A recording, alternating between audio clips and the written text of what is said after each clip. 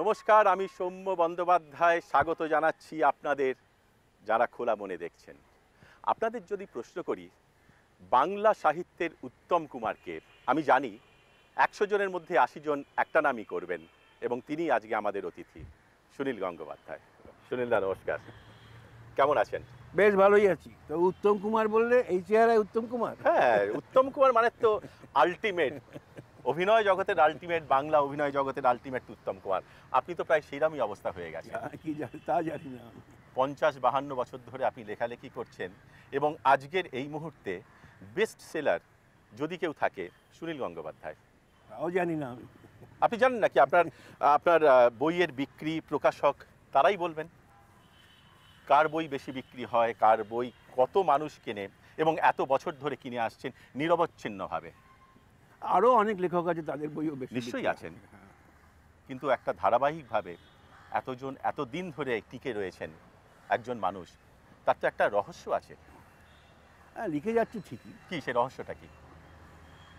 লেখার একটা ইচ্ছের থেকে ছেলেবেলা থেকে এই এই লেখালেখির জগতে এসেছি। সেই ইচ্ছেটা এখনও যায়নি, এখনও কলম নিয়ে বসলে বেশ লিখতে ইচ্ছে করে। আমার মনে আছে শীর্ষেন্দু মুখোপাধ্যায় বলেছেন যে সুনীল ও তো সবসময় লেখে। না, এটা ভুল ধারণা। আসলে আমি সকালের দিকে লিখি, আমি বিকেল বা সন্ধ্যের পর অন্যান্য কাজ করি, আড্ডা ফাড্ডা এই সমস্ত দিই। অনেকে আমাকে বলে যে আপনি এত লেখেন কি করে?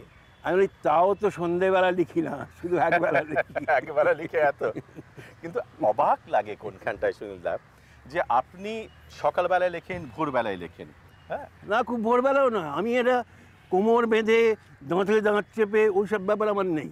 কিন্তু নিয়ম করে লেখেন প্রতিদিন? হ্যাঁ, প্রায় নিয়ম করেই লিখি। আমি সকালবেলা ধরো কাগজ পড়ি, এটা পড়ি সেটা পড়ি, করতে করতে 9টা সাড়ে 9টায় লিখতে বসি, 1টা 1:30 পর্যন্ত লিখি। মোটামুটি 4 ঘন্টা হচ্ছে আমার লেখা পড়ার সময়।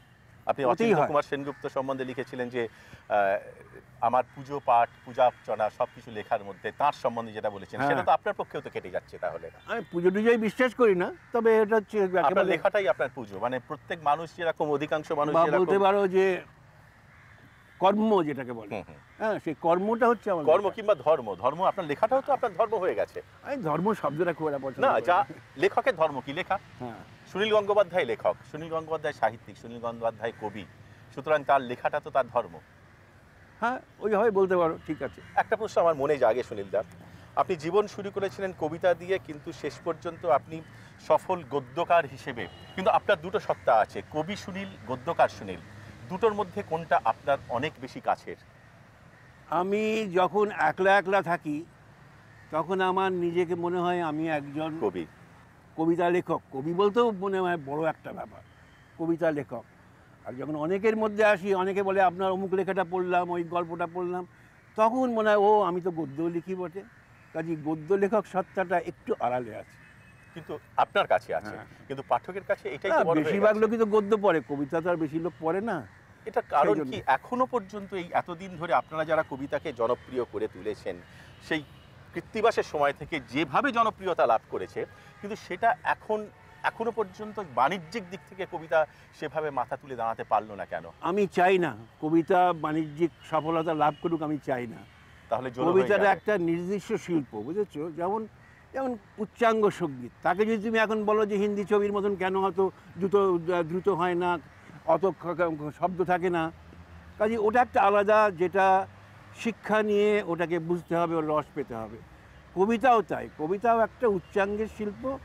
এটা অল্প বয়স থেকে পড়ার অভ্যেস যাদের নেই তাদের, মানে সকলের জন্য কবিতা না হয় কিছু যারা আমি চাই না সকলের জন্য দরকার না। সুনীলদা, কৃত্তিবাসের কথা উঠলো। কৃত্তিবাস আপনারা শুরু করেছিলেন, এখনো পর্যন্ত বেরিয়ে চলেছে। এই কদিন আগে কৃত্তিবাসের শেষ সংখ্যাটা আমি পেলাম। সুনীলদা, সেরা কবিতার আপনি কি কৃত্তিবাসে দেন? বাণিজ্যিক কাগজগুলোই তো বেশি বেরোয়। সবসময় কিন্তু তা নয়, কৃত্তিবাসে কিন্তু পরীক্ষামূলক লেখাগুলো লোকে দেয়। বাণিজ্যিক কাগজে নিশ্চিন্ত যে লেখা সেগুলো দেয়, কিন্তু কৃত্তিবাসে যে লেখা হয়তো সবসময় ভালো হয় না, কিন্তু নানা রকম পরীক্ষা থাকে ভাষা নিয়ে, চিন্তা নিয়ে। কাজেই মানে বাংলা কবিতার যে অগ্রগতি সেগুলো কিন্তু এই ধরনের পত্রিকাতেই বেশি। সুনীলদা, আপনি একটা লেখা, একটা উপন্যাস আপনি যদি আজকে শুধু লিখে প্রকাশককে আপনি দেবেন, হয়তো আপনি পারবেন দিতে, কারণ Sunil Gangopadhyay has earn that name and ফেম, এবং তার পায়ের তলায় জমিটা সেটা আছে। কিন্তু আপনার ধরুন কোনো লেখা, আপনি সুনীল গঙ্গোপাধ্যায় হননি, সবাই লেখালেখি শুরু করেছেন, একটা লেখা আপনি লিখলেন, প্রকাশের সঙ্গে সঙ্গে বলবে কোনো জায়গায় ধারাবাহিক বেরো, এই জায়গাটা কি পরিবর্তন করা যায় না? এখন জানো তো সব লেখকের জীবনের শুরুর অভিজ্ঞতাগুলো আলাদা আলাদা। যেমন আমার উপন্যাস লেখার জন্য আমায় কোনো স্ট্রাগল করতে হয়নি। অনেকের তো হয়, লিখতে হয়, প্রকাশকের দরজায় দরজায় যেতে হয় বা সম্পাদকের কাছে গিয়ে অনুরোধ করতে হয়। আমার তো তা হয়নি। আপনি তো ক্ষণজন্মা না, ভাগ্যবান। আমি কবিতা লিখতাম, আমাকে সাগরময় ঘোষ বললেন যে তোমার একটা পুজো সংখ্যায় উপন্যাস লিখতে হবে। প্রথমে ভয় পেয়েছিলাম, ওরে বাবা কী করে উপন্যাস লিখবো, আবার বুক টুকে লিখে ফেললাম একটা। কাছে আমাকে তো ওই স্ট্রাগলটা করতে হয়নি, প্রথম থেকেই আমাকে অনুরোধ করা হয়েছে, তাই আমি লিখে যাচ্ছি। কিন্তু এবং যেদিন আমাকে অনুরোধ করা বন্ধ করবে সেদিন আর লিখবো না। না, আপনাকে এখন অনুরোধ করা বন্ধ করার মতন সাহস বা ধৃষ্টতা কজন প্রকাশক দেখাতে পারবেন সেটা একটা বড় প্রশ্ন, কজন সম্পাদক দেখাতে পারবেন সেটা বড় প্রশ্ন। সুনীল গঙ্গোপাধ্যায় যাই লিখবেন, আপনি যে জায়গাতে পৌঁছে গেছেন সেখানকার আপনি যাই লিখবেন সেটা একটা জায়গাতে সেটা পৌঁছবে। দেখুন, যে যত ভালো ছাত্র হয় না, সে কোনোদিন খারাপ করলেও সে 70-80 নিচে পায় না। এখন ধরো অনেক যত বড় খেলোয়াড়ই হোক না কেন, খুব খারাপ খেলতে পারে না। কিন্তু নিজের কাছে তা নয়, কিন্তু নিজের কাছে মনে হয় ইস ঠিক হলো না, যাই লিখি না সবসময় আমার এখনো মনে হয়। এবং এখনো আমার, তুমি কি বলবে, এবারের পুজো সংখ্যাতেও লেখার পরে মনে হয় লোকে কি বলবে, ঠিক হয়েছে তো, যদি বলে ইস কি বাজে, এরকম একটা দ্বিধা কিন্তু আমার মধ্যে এখনো কাজ করে। সেটা তো সৃষ্টিশীল মানুষের পক্ষে তো সবসময়ই একটা খোঁজ থাকে যে আমি আরো কত ভালো লিখতে পারি না পারি। এবং এই দ্বিধা এবং অতৃপ্তি না থাকলে কিন্তু পরবর্তী লেখাটা লেখা যায় না। হ্যাঁ, লেখা যায় না। আপনার ইদানিং আপনি যে লেখাগুলো লিখেছেন, কোন লেখা লিখে আপনার সব থেকে ভালো লেগেছে বা মোটামুটি আপনি স্যাটিসফাইড? এটা বলা খুব শক্ত। এবারে আমি একটা রূপকথার মানুষ বলে একটা উপন্যাস লিখেছি। এটা একটা পরীক্ষা, মানে ধরো আমি গত বছর লিখেছিলাম শিশির ভাদুরীর জীবনী নিয়ে, একটু ইতিহাস ভিত্তিক লেখা। এবারে লিখলাম সম্পূর্ণ কল্পনা, উদ্দাম কল্পনা। কাজেই আমার দিক থেকে তৃপ্তি রে যে আমি এক বিষয় নিয়ে লিখছি না। আগের বছর একটা নিয়ে লিখেছি, এবছর সম্পূর্ণ অন্য একটা বিষয়। কিন্তু সেটা শেষ পর্যন্ত ভালো হলো কিনা, রসোত্তীর্ণ হলো কিনা, সেটা ব্যাপারে এখনো সংশয় থেকে যায়। ঠিক যেমন আমার এই মুহূর্তে মনে পড়ছে আপনার রানু ও ভানু, সেটা পড়ে মানুষ এত উচ্ছ্বসিত প্রশংসা করলেন। মৃণাল সেন আমাকে যেদিনকে পড়েছেন, আমার যার সঙ্গে তার দেখা, তিনি বললেন যে আমি সুনীলকে এক্ষুনি একটা ফোন করব, রানু ও ভানু এত চমৎকার লিখেছে। আপনার কি ওটাই খুব ভালো লেখা শেষ? না, তা বলতে পারবো না। ওটা ঠিকই যে মৃণালবাবু লেখাটা খুব প্রশংসা করেছিলেন, আরও অনেকে হয়তো করেছিল, আর অনেক লোকে রেগেও গিয়েছিল, কারণ রবীন্দ্রনাথ ঠাকুর ভগবান, আইকন তো একটা ভগবান। আমি তো রবীন্দ্রনাথ ঠাকুরকে ছোট করিনি, কিন্তু রবীন্দ্রনাথ ঠাকুর কি প্রেম করতে পারেন না? এখন এরা বলে যে না, ওই সব জিনিস করলেও বলা চলবে না। রবীন্দ্রনাথের থেকে বড় প্রেমিক কে আছে? আপনাকে দেশভাগের প্রোডাক্ট বলা যাবে না, যদিও আপনাদের বাড়ি ফরিদপুরে, কিন্তু 300 আপনার বই আছে গল্প কবিতা মিলিয়ে। দেশভাগ নিয়ে একটি উপন্যাস আছে আপনার, অর্জুন। কেন? না, আমি ঠিক একটি বলবো না। আমার যে বড় উপন্যাস পূর্ব পশ্চিম, তাতেও দেশভাগের অনেক কথা আছে, এবং দেশভাগ জনিত যে পারিবারিক বিপর্যয় পূর্ব পশ্চিমে সেটাই আছে। সেটা ময়না তদন্ত টাইপ, কিন্তু অর্জুন হচ্ছে ওটা ইতিহাস ভিত্তিক। আরও অনেক উপন্যাসের মধ্যে একটা চরিত্র আছে দেশভাগের পরে তার কেন ডিজেনারেশন হয়েছে বা কেন পতন হয়েছে, এসবগুলো মানে বিভিন্নভাবে রেফারেন্স এসেছে, কবিতায় আছে, এইভাবে আছে। কিন্তু এটা কি খুব কঠিন, মানে এইভাবে বাঙালি লেখক সাহিত্যিক তারা এই জায়গাটাতে সেভাবে স্বচ্ছন্দ বিচরণ কেন করেননি? এর কি কোনো কারণ আছে? হ্যাঁ আছে, আমি নিজে অনুভব করেছি। দেশভাগের কথা লিখতে গেলেই মনে হয় যেন একটুখানি সংকুচিত হয়ে থাকতে হয়, একটুখানি যেন ব্যালেন্স করতে হয়, যে এদিকটাও ভালো ওদিকটাও ভালো। কারণ যে সাম্প্রদায়িক ব্যাপার আছে, এই সাম্প্রদায়িক ব্যাপার তো এখনও রয়ে গেছে আমাদের, সেটা মাথায় রাখতে হয়। কোনো ক্রমেই যাতে তার মধ্যে কোনো উস্কানি না আসে। এখানে পাঞ্জাবের সঙ্গে আমাদের বাংলার একটা তফাৎ আছে।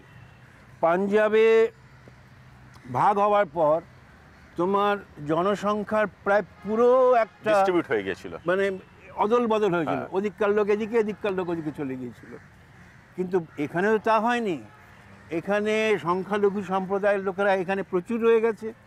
যেমন পূর্ব পাকিস্তানে বা বাংলাদেশে প্রচুর সংখ্যালঘু রয়ে গেছে। ক্রমশই চলে আসছে, আদান প্রদানটাও কাজেই আছে একটা। এইভাবে যদি আমরা দেশভাগের কারণটা এবং দেশভাগের সময় যে হিংস্রতা বর্বরতা হয়েছিল তার যদি সঠিক সত্যি বিবরণ দিই, তাহলে সমাজের খুব আবার উপকার একটা হবে না। আবার একটা উস্কানি হতে পারে। এই ভয়টা মনের মধ্যে কাজ এই ভয়টা করে। কি আপনাদের প্রত্যেক লেখকের ভেতরেই থাকে? আমার নাকি- এটা আমি আমার কথা বলতে পারি, অন্যদের কথা তো বলতে পারবো না। সেইভাবে ছবিও হয়নি, হ্যাঁ। সিনেমাও হয়নি। যেটা ওদিকে হয়েছে, ওদিকে ধরুন ওদিকে এই হয়েছে। কিছুদিন আগেই তমস হয়ে গেছে, হ্যাঁ, কয়েক বছর আগে। কিন্তু আমাদের ওদের যে এখানে- মানে ওদের যে নির্মমতা যেভাবে দেখিয়েছে আমরা দেখাতে পারি না ওইভাবে। মানে এটা কি বাঙালি যে রুচি বলুন, যে বাঙালি সংস্কার বলুন, এতে বাধে? না, আসলে হয়েছে কি আমরা দেশভাগটাকে নস্টালজিয়ার একটা ব্যাপার করে ফেলেছি, ঠিক ও রোমন্থন করা ইত্যাদি। কিন্তু সত্যি কি ঘটেছিল সেটাকে আবার প্রকাশ করা, সেই এটা রিসার্চটা লেখার ভেতরে আসে। আমরা চাই না, হয়তো চাইছি না, হয়তো মানে ভাবছি চাই যে ওটা ভুলেই যাবো। ঠিকই ঠিকই। আর একটা বিষয় যেটা আমার মনে হয় যথেষ্ট প্রাসঙ্গিক, এবং এই প্রশ্ন হয়তো আপনাকে বিভিন্ন জায়গাতে বিভিন্ন মহলে শুনতে হয়। আপনি দীর্ঘদিন ধরে একটি জনপ্রিয়তম সাহিত্য পত্রিকার সঙ্গে যুক্ত, এবং তার সম্পাদনার দায়িত্ব আপনি, না সম্পাদনা কবিতাতেও আপনি দেখেছেন, একসময় কবিতা আপনি তো কবিতা আপনি দেখেছেন, আপনি যদিও সেভাবে সম্পাদনা করেননি, কিন্তু একটা তো দায়িত্ববোধ আছে, যেহেতু আপনি সেই জায়গাটায় গল্প কবিতা এই সমস্তগুলো দেখছেন, এত বছর ধরে দেখছেন। সুনীল গঙ্গোপাধ্যায় স্রষ্টা, তিনি আরও অনেকের স্রষ্টা, সমরেশ বসু থেকে শুরু করে, সমরেশ মজুমদার থেকে শুরু করে সত্যজিৎ রায় পর্যন্ত। সত্যজিৎ রায়কে লেখা শিখিয়েছেন সাগরময় ঘোষ। হ্যাঁ, সুনীল গঙ্গোপাধ্যায় কজন লেখক সৃষ্টি করেছেন একটা পত্রিকা সম্পাদনার দায়িত্বে না থেকে? শোনো, আমার মাথার উপরে ছিলেন সাগরময় ঘোষ। তিনি সত্যিকারের এরকম একটা সম্পাদক আমাদের অভিজ্ঞতায় আমরা দেখিনি, যা সব দিকে চোখ ছিল, যিনি অনেক লেখক সত্যি তৈরি করেছেন নিজে না লিখে। নিজে না লিখে। আমি কিন্তু ঠিক ওইভাবে সম্পাদনার দায়িত্ব কখনো ছিলাম না। তবে এখনকার অনেক নতুন লেখক, যারা নতুন না, এখন যারা প্রতিষ্ঠিত, তাদের কারুর লেখা প্রথম হয়তো আমি এনে দিয়েছি, তাদের অনেকের কবিতা আমি ছাপিয়েছি, যারা এখন প্রতিষ্ঠিত হয়েছে। তাই বলে ওসব নিয়ে নাম আমি করতে চাই না। কেন? আর কী করবো, এটা স্বাভাবিক, যেটা আমার করার সেটা করেছি, তার কোনো কৃতিত্ব আমি নিতে চাই না। আপনি আপনি কোন কবির লেখা প্রথম ছাপিয়েছেন? মন্দাক্রান্তা আপনার হাতে? হয়তো একেবারে প্রথম নয়, হুম। প্রথম গোড়ার দিককার লেখা ছাপিয়েছি। তারপরে ধরো একটা আমার মানে মনে আছে যে মতি নন্দী কোনো কারণে দেশ পত্রিকার উপরে তার বিদ্বেষ রাগ ছিল হয়েছিল, একটা। বা কোনো একটা গণ্ডগোল হয়েছিল। আমি যখন দেশ পত্রিকায় যোগ দিই, আমার প্রথম কাজ হয়েছিল মতির লেখা চেয়ে এনে দেওয়া। চমৎকার লিখতেন। হ্যাঁ, মতি, আমি ওর লেখার ভক্ত তো, আমি চাইছিলাম ও কেন লিখবে না, হুম, হুম। কেন আমি ওর লেখা চেয়ে এনেছিলাম, এবং মতি সৌভাগ্যের বিষয়ে রাজিও হয়েছিল, পুরনো রাগটা ভুলে গিয়েছিল। সেটা কি বহু বছর আগে? হ্যাঁ, অনেক বছর আগে। তারপর থেকে তো মতিবাবু তো আনন্দবাজার পত্রিকার সঙ্গে অনেক যুক্ত লিখে- ছিলেন, অনেক কাজ লিখে, গেছেন, এবং বহু না, উপন্যাস, বহু বিশেষ করে ওই আমাদের দেশ পত্রিকাতে মতি লিখতো না। লিখতেন না। কি ঘটেছিল কিছু একটা আমি জানি না, মতি জানি। বলতে অসুবিধা আছে? সুলদা, আপনার তো- আমারও তা তো হয়েছিল, জানো তো, আমিও দেশ পত্রিকাতে কবিতায় লিখতাম। হ্যাঁ, তারপর মজা হলো যে দেশ পত্রিকা তো সাধারণত লোকে ছোট গল্প লেখে লিখতে লিখতে একটুখানি পরিচিত হলে হুম। তাও উপন্যাস লেখার সুযোগ পায়। আমার ক্ষেত্রে হলো কি, আমি প্রথমেই উপন্যাস লেখার ডাক পেলাম। হুম। ছোট গল্প একটা আমি আগে দিয়েছিলাম, সেটা অমনোনীত হয়েছিল। আমার মনে আছে সে লেখার কপিটা হাতে নিয়ে আমি ওই পত্রিকা অফিস থেকে বেরিয়ে ছুঁড়ে ফেলে দিয়েছিলাম, দিয়ে বলছিলাম এই পত্রিকা আর কোনোদিন আমি গল্প লিখবো না। এমনই কার্যকর, সেই পত্রিকা আমাকে প্রথম উপন্যাস লিখতে হলো। সেই গল্পটা কি ছিল? মনে নেই, পরবর্তীকালে ভুলে গেছি, ফেলে সেটা কি দিয়েছি। ফেলেই দিয়েছেন ফেলেই আপনি? দিয়েছি। তারপরে কি আর করেননি? আর কোনো হ্যাঁ? নেই। কি গল্প ছিল সেটা? সত্যি ভুলে গেছি। না, গল্পটা তো নিশ্চয়ই গল্পটা বলেননি আপনি। অনেকটা ছিল যে একটা মানে যাদবপুর ইউনিভার্সিটির একটা মেয়ে একটা আমার কাছ থেকে গল্প নিয়েছিল পত্রিকার জন্যে। তারপর দেখি যে মেয়েটা নেই, আর আসে না। পরে অনেক দিন বাদে আমি মেয়েটাকে ধরে বললাম, তুমি সে গল্পটা নিয়ে কী করলে? বললো আমাদের প্রেসে আগুন লেগে ওটা পুড়ে গেছে, গল্পটাও পুড়ে গেছে। আমি যাক, ওটা যাবার কথা ছিল, তাই চলে গেছে। কারণ আমার কাছে আর কপি নেই, আর মন থেকে বানিয়ে বানিয়ে দ্বিতীয়বার লেখা যায় না, কাজে সেটা একবারে জলাঞ্জলি গেছে। মানে গল্পটাই ছিল এরকম আর কি। তো ওইরকম আমি ভেবেছিলাম যে আর কোনোদিন লিখবো না। কিন্তু পরে যখন আমাকে আমন্ত্রণ করা হয় তখন আমি লিখি। আমাদের যারা বাংলায় লেখালেখি করেন বা সেই অর্থে ভারতীয় বিভিন্ন ভাষায় যারা লেখালেখি করেন, যারা প্রতিষ্ঠিত শিল্পী, মর্যাদাও পেয়ে গেছেন সাহিত্যিক বা কবি, তাদের মধ্যে কি গবেষণা বা রিসার্চের প্রবণতা, একটা বই লিখতে গেলে যে রিসার্চ ওয়ার্ক দরকার, সেটা কি তাদের ভেতরে খুব কম নয়? হ্যাঁ, এখন তো তোমার বিদেশি সাহিত্যে দেখা যায় রিসার্চটাই বড়, খুব মানে গবেষণাধর্মী লেখাই বেশি বেরোয়। অনেক লেখক ওখানে 4-5টা ছেলে মেয়েকে টাকা দিয়ে রাখে যে তোমরা ওই রিসার্চ করে জিনিসগুলো মেটেরিয়াল নিয়ে এসো, আমি তার উপর নির্ভর করে লিখবো। আজকাল যে যেমন হোটেল, এয়ারপোর্ট, এইসব বিষয়ে যে লেখা, তার ডিটেলসগুলো কিন্তু অন্যরা ওরা দিয়ে গবেষণা করে। আমাদের দেশে কোন লেখক পারবে বলো? অন্যকে দিয়ে গবেষণা করতে পারবে না। এটা কি কারণটা কি মার্কেট নাকি ইচ্ছা? অর্থাভাব। মানে একটা ওরা একটা উপন্যাস লিখে যত টাকা পায় আমরা তো তা পাই না, যে অন্যদের দিয়ে কাজ করাবো। আর একটা সবচেয়ে যেটা বড় অসুবিধা আমি বোধ করেছি, যখন একটা বড় লেখা লিখেছি ধারাবাহিকভাবে, তখন সেইটার প্রতি সম্পূর্ণ মনোযোগ দেওয়া উচিত ছিল, যেমন সাহেব লেখকরা দেয় করেন এট এ টাইম একটাই লেখেন। হ্যাঁ, কিন্তু আমাদের তো তা করা যায় না। আমাদের মাঝখানে অন্য লেখা লিখতে হয়, খবরের কাগজের লেখা লিখতে হয়, কিছু কিছু পুজো সংখ্যায় লিখতে হয়। মাঝখানে এই যে করলে, এটা যদি না করা যেত তাহলে ভালো হতো। বিদেশে অনেক ফাউন্ডেশন আছে, এরা লেখককে বলে তুমি 3 বছর 4 বছর ধরে লেখো, তোমাকে আর অন্য চিন্তা করতে হবে না। তারা কমিশন করেন লেখককে। হ্যাঁ, কিন্তু আমাদের তো সেটা নেই। বাংলা তো জগৎটা ছোট।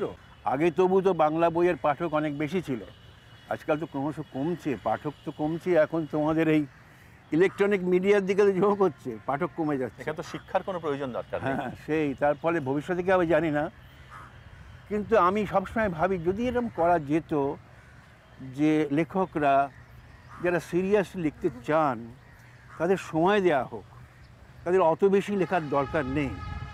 আমরা তো বাধ্য হয়ে বেশি লিখি। যদি না লিখতে পারতাম, না লিখতে হতো, তাহলে অনেক কিছু ভালো হতো। এটা একটা বড় দুঃখবোধ বা একটা বড় হ্যাঁ, সেটা রয়ে গেছে আমার। সুনীলদা, আপনার তো একই সন্তান, পুত্র সৌভিক। হ্যাঁ, সে তো এখন সফল ইঞ্জিনিয়ার, বিদেশে থাকে। হ্যাঁ, বাংলায় লেখাটেখা করে কি? বাংলা পড়ে। হ্যাঁ, আমার ছেলে বাংলা পড়ে, এবং যখন বিদেশে যায় তখন বলে দিয়েছিলাম খবরদার বাবা মাকে ইংরেজিতে চিঠি লিখবে না। তা বাংলাতেই চিঠি লিখতো। এখন তো চিঠি লেখাই উঠে গেছে, এখন তো ইমেল। এই যে নতুনভাবে ওলটপালট হয়ে যাচ্ছে বিভিন্ন, যে চিঠি পত্র সাহিত্য, আজ থেকে হয়তো আর 10 বছর পরে পত্র সাহিত্যই বলে কিছু থাকবে না। অলরেডি চলে গেছে, পত্র সাহিত্য নেই। আমরাই তো লিখি না। আগে ধরো রবীন্দ্রনাথ কত চিঠি লিখেছেন, রে বাপরে বাপ। ঠিকই তো। এখন আমরা তো লিখি না। আমরা খুব প্রয়োজন হলে কাজের চিঠি লিখি, আর কোনো পাঠক পাঠিকা যদি একটা পার্টিকুলার কোনো একটা বিষয়ে আগ্রহ থাকে বা ভুল ধরিয়ে দেয়, তাকে চিঠি দিয়ে জানানো, তাকে চিঠি দিয়ে জানাই। কিন্তু শখের চিঠি। এই পরিবর্তনগুলো কি বাংলা সাহিত্যে আসছে? হ্যাঁ, আসছে নিশ্চয়ই। এটা প্রতিফলিত হচ্ছে। যে আগে দেখবে অনেক উপন্যাসের মধ্যে চিঠি দিয়ে দিয়ে একটা থাকতো, গল্প থাকতো। থাকে না। কিন্তু সে আপনার মানে পুপলু, আপনার পুত্র, সে কি লেখাটেখা করে? আমার ছেলে তো খুব লাজুক এসব ব্যাপারে, কখনোই বলতে চায় না। তা আমি বিদেশে গিয়ে দেখি যে ও হয়তো কোনো একটা ধরো রাশিয়ার একটা জায়গাতে ট্রেনিংয়ের জন্যে, অন্যদের ট্রেনিং দেওয়ার জন্য গিয়েছিল। সেই ভ্রমণ কাহিনীটা লিখেছে, তাতে বোঝা যায় যে অবজারভেশনের ক্ষমতা আছে, লিখতে পারে। কিন্তু আমাকে বলে না, অন্যদের মাসি টাসিদের বলে। আর একটা জিনিস এখন নতুন বেরিয়েছে জানো তো, যাকে বলে ব্লগ। ব্লগ হচ্ছে অনেক লোক ইচ্ছে মতন কম্পিউটারে তোমার যে কোনো একটা বিষয় নিয়ে লেখা দিয়ে দিতে পারে। পৃথিবীর যেখানে যার ইচ্ছা হয় সে ছাপবে না, সে পড়বে, ওটা পড়বে, কম্পিউটার থেকেই পাওয়া যায়। আচ্ছা আচ্ছা, তো সেইটা করছে, সেটাও করে। আপনি কি কখনো ওকে উৎসাহিত করেছেন? তা করিনি, কিন্তু আমি যাতে বাংলাটা পড়ে, বাংলাটা জানে, বাংলা সংস্কৃতি বোঝে, এই চেষ্টাটা মানে কি বলবো, না বুঝতে দিয়ে করেছি আর কি। কোনো জিনিস চাপিয়ে দেওয়া আমি বিশ্বাস করি না। আমার বাবা যেমন আমার উপর চাপিয়েছিলেন, আমার বাবা আমার লেখাপড়ার ব্যাপারে এমন ডিস্টার্ব করেছিলেন যে এখন আমার তাই নিয়ে একটা ক্ষোভ আছে। কি চাপিয়েছিলেন আপনার উপরে? আরে আমি তো যথারীতি ইংরেজি বাংলাতে ভালো ছিলাম। আমার বাবা বললেন আর্টস পড়তে হবে না, সায়েন্স পড়ো।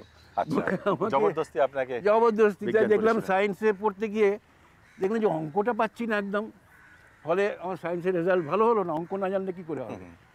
অবশ্য একটা উপকার হয়েছিল, ওইটুকু যে বিজ্ঞান পড়েছি, তার ফলে আমার মধ্যে একটা বিজ্ঞান মনস্কতা জন্মেছে। আমি এখন কিন্তু গল্প উপন্যাসের থেকে পপুলার সায়েন্সের বই পড়তে বেশি ভালোবাসি। তো যাই হোক, আমি কলেজ জীবনে ভালো রেজাল্ট করতে পারিনি, বাবা আমাকে ওইভাবে জোর করেছিলেন বলে। আমার ছেলের ক্ষেত্রে আমার ইচ্ছে ছিল আমার ছেলে যদি ডাক্তারি পড়ে ভালো হয়, কারণ আমার ছিল শখ ডাক্তার হওয়ার। মানে তখন পড়াতে পারেননি আমাকে। মানে ছেলে আপনার কোনো স্বাদই পূর্ণ করেনি? আমার ছেলে বললো না, আমি ডাক্তারি পড়বো না, আমি ইঞ্জিনিয়ারিং পড়বো। আর পড়ো। বিদেশ যাবার ব্যাপারে আমি কোনো সাহায্য করি, নিজে পরীক্ষা দিয়েছে, নিজে ওখানকার ইউনিভার্সিটিতে পেয়েছে, আমি বাধাও দিইনি। আমি বলছি ঠিক আছে, যদি যেতে চাও যাও। তাহলে আপনার লেখার প্রথম পাঠক বা পাঠিকা কে? স্বাতী বৌদি? অনেকটা চাই সাথী পড়ে, এবং সবচেয়ে কড়া সমালোচকও বটে। অনেক লেখা অন্যরা প্রশংসা করে, কিন্তু সাথী করে না। যেমন? বলে যে এটা মন দিয়ে লেখনি, আর একটু ভালো লেখা ধরা পড়ে যান। সুনীলদা, নীরার বয়স কত? তার বয়স নেই। নীরার বয়স নেই? কোনোদিন তাকে বয়স করবেন না? যেমন ধরো, যারা কোনো পেইন্টিংয়ে যে একটা নারী মূর্তি দেখো, তার কি বয়স বেড়ে যায়? কখনো বাড়ে না। এটা এমনি কবিতার মধ্যে যে নারী, নীরারও বয়স বাড়েনি, নীলুরও বয়স বাড়েনি। নীলুরও বয়স নীলুও 27-এ রয়ে গেছে, হ্যাঁ হ্যাঁ। নীরাও হয়তো তার থেকে 1-2 বছরের কম আছে। নীলুকে আমি ওইখানে রেখে দিয়েছি, কারণ ও একটা প্রোটোটাইপ। একটা 27 বছরের ছেলে, বেকার, প্রেম নেই, ঘুরে ঘুরে বেড়ায়। এই প্রেমিক মন আছে, প্রেমিক মন তো আছে, প্রেমের ইচ্ছেও আছে, কিন্তু পাত্তা দেয় না, মেয়েরা পাত্তা দেয় না। কে বেকার ছেলেকে পাত্তা দেবে? কিন্তু সে ভাবুক, সে কল্পনায় অনেক দূর চলে যায়। আর একটা ওর তফাৎ আছে, অন্য বেকার ডাঙ্গার মাঠেতে সে ঘুরে বেড়ায়। হ্যাঁ, সে কিন্তু চাকরি চায়ও না। মানে ও এমন নয় যে চতুর্দিকে ইন্টারভিউ দিয়ে বেড়াচ্ছে, বলছেন না আমি বেকারই থাকবো। শ্যামল গঙ্গোপাধ্যায় লিখেছিলেন, বলেছিলেন যে সুনীল যে কি করে, সুনীল সকালবেলায় লেখে, সুনীল তারপরে কাজ করে, সুনীল তারপরে আড্ডা মারে, তারপরে সন্ধেবেলায় সুনীল অনাচার করে, অবিচার করে, উদ্দাম হয়ে যায়, আবার ভোরবেলাতে সকালবেলাতে ঘুম থেকে ওঠে আবার সুনীল লেখে। এবং এইভাবে করতে করতে চলতে চলতে সুনীল বিভূতিভূষণের অপুর মতন, বনলতা সেনের, জীবনানন্দের বনলতা সেনের মতন সেও কিন্তু নীরাকে দিয়ে গেছে আর নীলুকে দিয়ে গেছে। এটা শ্যামল আমাকে ভালোবেসে বলেছে সব কথা। শ্যামলের সঙ্গে আমার খুবই বন্ধুত্ব ছিল, কিন্তু এটা তো এইসব বন্ধুদের আমি খুব মিস করি এখন। এটা তো সত্যি হতো। আপনি বাংলা সাহিত্যের এমন দুটো চরিত্র অন্তত রেখে দিয়ে গেছেন যেগুলো চিরকালীন হয়ে গেছে প্রায়। শোনো, আমি কি দিয়ে গেছি তো আমি নিজে বলতে পারবো না, অন্যরা বলবে। আমি আমার যা মনে এসেছে সেভাবে লিখে গেছি, এখনও মনে আসে, এখনও মাঝে মাঝে নীরার কবিতা লিখে ফেলি। আপনার নীরা কি সবাইকে হারিয়ে দেয়নি? নীলুকে হারায়নি, সন্তু কাকুকে হারায়নি, সন্তুকে হারায়নি, আপনার অন্যান্য যে সমস্ত চরিত্রকে আপনি প্রায় জনপ্রিয় করে তুলেছেন, প্রত্যেককে কি নীরা হারায়নি? যদি হারিয়ে থাকে আমি খুশি হব, আমি নিজে জানি না, হারিয়ে থাকলে খুশি হব। তবে হ্যাঁ, নীরা সম্বন্ধে একটা কি বলবো, একটা শিল্পগত প্রশ্ন আছে। নীরা কিন্তু একটা মেয়ে, সে কিন্তু কোনো মূর্তি না, সে আর্ট নয়। মাঝে মাঝে আমার ভয় হয় নীরা যেন একদম আমার থেকে দূরে সরে যাচ্ছে। হ্যাঁ, সে সার্বজনীন হয়ে যাচ্ছে। যদি শিল্প হয় সার্বজনীন হয়ে যাবে। হয়েছে তো নীরাকে নিয়ে তো সিনেমা হয়ে গেল। আমি তাকে আবার মাটিতে নামিয়ে আনতে চাই, আবার একটা তাকে সাধারণ মেয়ে করতে চাই। আমি ওই চাই না, তাকে পেডেস্টালে আবার বসাতে চাই না। নীরা আপনাদের মতন, আমাদের আটপৌর মেয়েদের মতনই থাকুক। হ্যাঁ, তার মধ্যে ভালো, তার মধ্যে মন্দ, তার মধ্যে কল্পনা, সমস্ত কিছু করে। আপনার যে এত যে ছবি হয়েছে, আপনার প্রায় 10-12টা গল্প উপন্যাস নিয়ে ছবি হয়েছে, এই ছবিগুলোর ভেতরে তো নীরাও চলে এলো। সেইখান থেকে কি আশঙ্কা? এইটা নয়, নীরাকে হঠাৎ নীরার জন্য বলে ছবিটা হলো, সেটা হওয়ার সময় আমি সুব্রত সেনকে বলেছিলাম, পরিচালক, যে শোনো, নীরাকে দেখানো যাবে না, নীরা কল্পনায় থাকবে।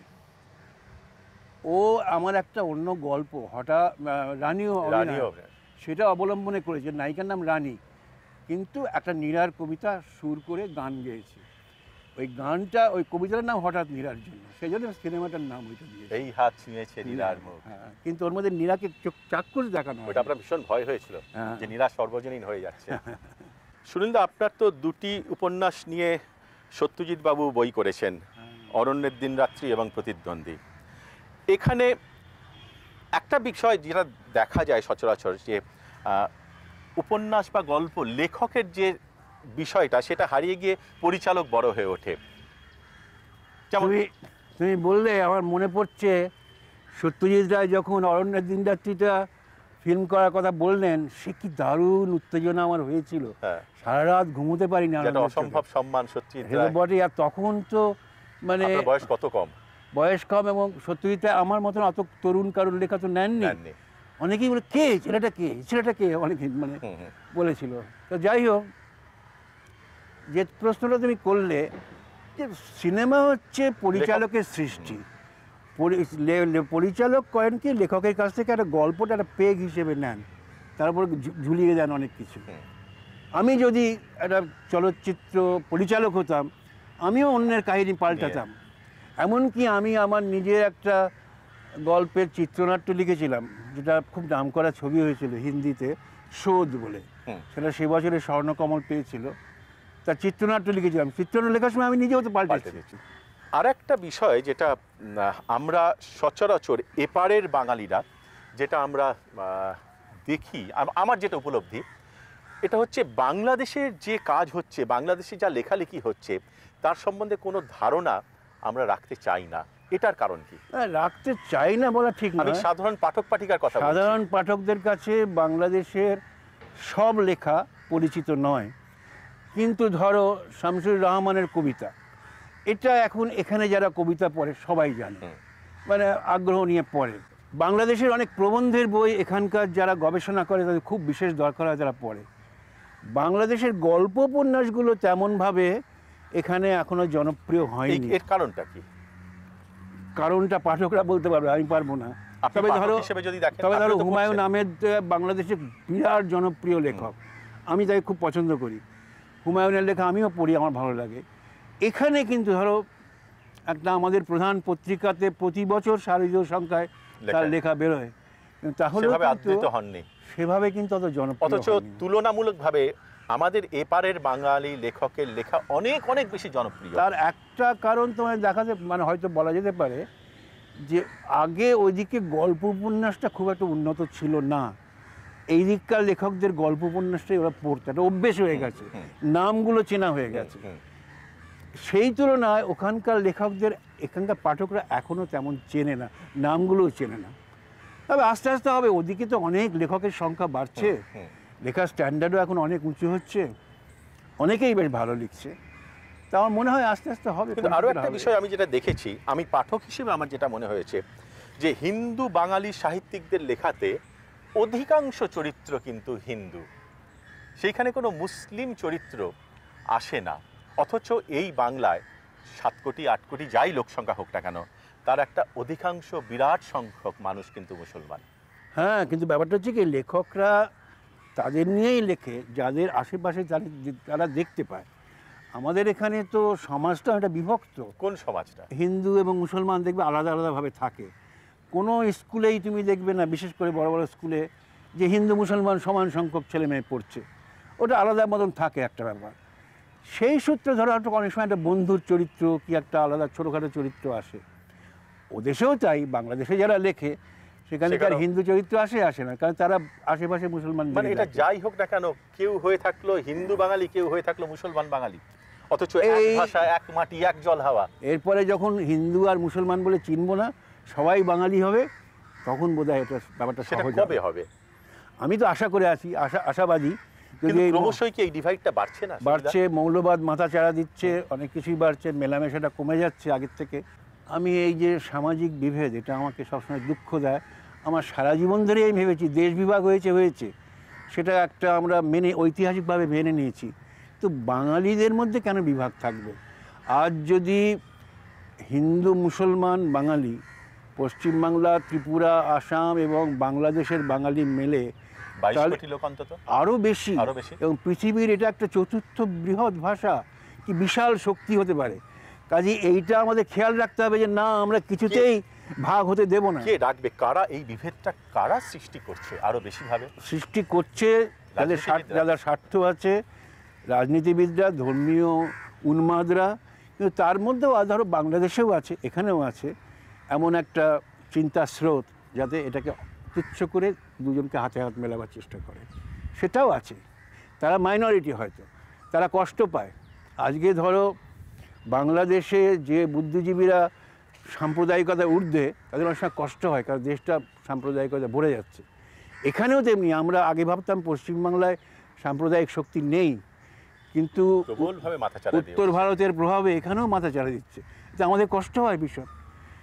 তাহলে আমাদের চেষ্টা তো করেই যেতে হবে। একটা অদ্ভুত আমার লাগে যখন আমি শুনি যে ওখানে 4 জন ছিল, তার মধ্যে 2 জন বাঙালি, একটা মুসলমান আর একটা মুসলমান, মানে বাঙালি যেন মুসলমান যেন বাঙালি নয়। এটা বোধহয় এখন আর বলে না, এখনো লেখা পড়তে শুনলে আমি আপনাকে দেখিয়ে দেবো যারা বলে বহু জায়গা থেকে যে ওখানে কেউ কেউ বাঙালি আছে, কেউ কেউ মুসলমান আছে। এটা জানো তো, একসময় মুসলমানরা নিজেরাই বলতো যে আমরা বাঙালি না, আমরা মুসলমান। আর আগে প্রথমে মুসলমান তারপরে বাঙালি। হ্যাঁ, এখন এই বিভেদটা ঘুচে যাচ্ছে। যাদের মনের মধ্যে এখনো এই চিন্তাটা কাজ করে, তাদের মনটাকে আমার মনে হয় সাবান দিয়ে ধুয়ে মুছে সাফ করা দরকার। খুবই জরুরি। শুনলে একটুখানি অন্য প্রসঙ্গে আসি। আপনার সম্বন্ধে আপনার সমসাময়িক লেখক যারা, তাদের অনেকে বলেন যে সুনীল একজন গোষ্ঠীপতি হয়ে রয়েছে। এই একজন গোষ্ঠীপতি, সুনীল সর্বদা স্তাবক পরিবৃত হয়ে থাকে, সুনীল একা যায় না। আমাকে বুদ্ধদেব গুহ বলেছিলেন। হ্যাঁ, বুদ্ধদেব গুহ আমাকে বলেছেন, সুনীলকে কোনোদিন একা হাঁটতে দেখেছো? আমি তো এখান থেকে বাড়ি থেকে বেরিয়ে আমি সকালবেলায় চলে যাই, হেঁটে চলে আসি। সুনীলকে কোনোদিন একা কোথাও চলতে দেখেছো? আমার একটা বইয়ের নাম হচ্ছে একা এবং কয়েকজন। কখনো একা থাকি, কখনো কয়েকজন থাকে। আমি নেতা টেতা গোষ্ঠীপতি হতে চাই না। আমার কাছে যদি আমার অনুরাগীরা আসে, যারা আমাকে ভালোবাসে, তারা যদি আসে, তাহলে এই প্রমাণ হয় যে আমাকে কেউ কেউ ভালোবাসে। আপনাকে অধিকাংশ লোক ভালোবাসে, অনেকেই ভালোবাসে। তাহলে আমি দূরে ঠেলে দেবো কেন? কিন্তু আপনাকে ধরুন, আপনাকে কেউ যদি খুব কঠোর সমালোচনা করে, হ্যাঁ, একজন উঠতি সাহিত্যিক খুব কঠোর সমালোচনা করলো কোনোভাবে, আপনি সেই সমালোচনা তার লেখাটা আপনি ছাপাবেন? হ্যাঁ, কেন ছাপবো না? আমি দুটো হয়েছে এরকম অনেকবার হয়েছে। ধরো কৃত্তিবাসেই এখনো ছাপা হয়। আমি চাই যে সমালোচনা হবে ব্যক্তিগত সম্পর্কের ঊর্ধ্বে, যে এই লোকটা খারাপ, এই লোকটা ঘুষ নেয়, বা অমুক উনি মেয়েদের সঙ্গে অমুক করেন, এটা সমালোচনা নয়। সমালোচনা লেখাটার মধ্যে কী ভুল আছে বা রসোত্তীর্ণ হয়েছে কিনা, এই সমালোচনা যদি হয় আমি সব সময় মেনে নিতে রাজি আছি। এমনকি আমি অনেকের সমালোচনা শুনে লেখা পাল্টেছি পর্যন্ত। তাই? বুঝেছো? খুব ইন্টারেস্টিং। হ্যাঁ, সেটা একটুখানি তাহলে শোনা দরকার। শুনলে আপনি বলছিলেন যে আপনার সমালোচনার জবাবে বা সমালোচনার প্রেক্ষিতে আপনি আপনার লেখাও পরিবর্তন করে ফেলেছেন। হ্যাঁ, লেখা সংশোধন করেছি। ধরো আমি যখন আমার প্রথম আলো উপন্যাসটা ধারাবাহিকভাবে বেরোচ্ছিল দেশ পত্রিকায়, তখন শঙ্করী প্রসাদ বসু, যিনি ধরো রামকৃষ্ণ বিবেকানন্দ সম্বন্ধে একেবারে দিকপাল চূড়ান্ত জ্ঞান, তিনি মাঝে মাঝে আমাকে ফোন করে দু একটা ব্যাপারে ভুল ধরিয়ে দিতেন। আমি সংশোধন করেছি। একটা বিশেষ উদাহরণ বলছি, যে আমার একটা কবিতা আছে, না পাঠানো চিঠি, বেশ বড় কবিতা। তাতে এক জায়গায় তাতে আছে যে একটি মেয়েকে তার বাবা মা বিক্রি করে দিয়েছে দারিদ্র্যের জন্যে। তা মেয়েটি একটা চিঠিতে বলছে যে ওর ছোটো বোনটাকে যেন বিক্রি না করা হয়, সে যদি আর কিছু না পারে যেন বিষ খেয়ে মরে যায়। তা আমাকে একটি মেয়ে চিঠি লিখলো যে আপনি এটা কী করলেন, যে আপনি একটা মেয়েকে মৃত্যু ছাড়া আর কোনো পথ দেখাতে পারলেন না। এটা পড়ে আমরা কি শিখব? আমাকে চিঠিটা খুব টাচ করলো। ফলে আমি ওই কবিতায় আরও 7-8 লাইন জুড়ে দিলাম। কোনো অবাস্তব কিছু নয়। আমি বললাম, মেয়েটা যদি না জীবনে দাঁড়াতে পারে, তার নিরুদ্দেশে চলে যাক, গিয়ে খুঁজুক। নিশ্চয়ই কোনো একটা জায়গা আছে পৃথিবীতে যেখানে বাঁচার রসদ সে পাবে, যেখানে পুরুষরা সিগারেটের ছ্যাঁকা দেয় না, যেখানে পুরুষরা দেখলেই একটা মেয়েকে মাংস হিসেবে মনে না করে, মানুষ বলে গণ্য করে। সেরকম দেশ নিশ্চয়ই কোথাও আছে, সে খুঁজে বেড়াক সেই দেশটা। এইভাবে শেষ করেছি আর কি।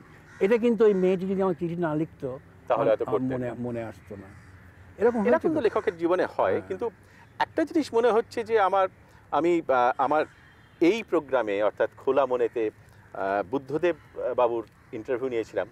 আপনার সঙ্গে কি কোনো একটু দূরত্ব আছে কি? কোনো জায়গায় একটু ইগোর ক্ল্যাশ আছে?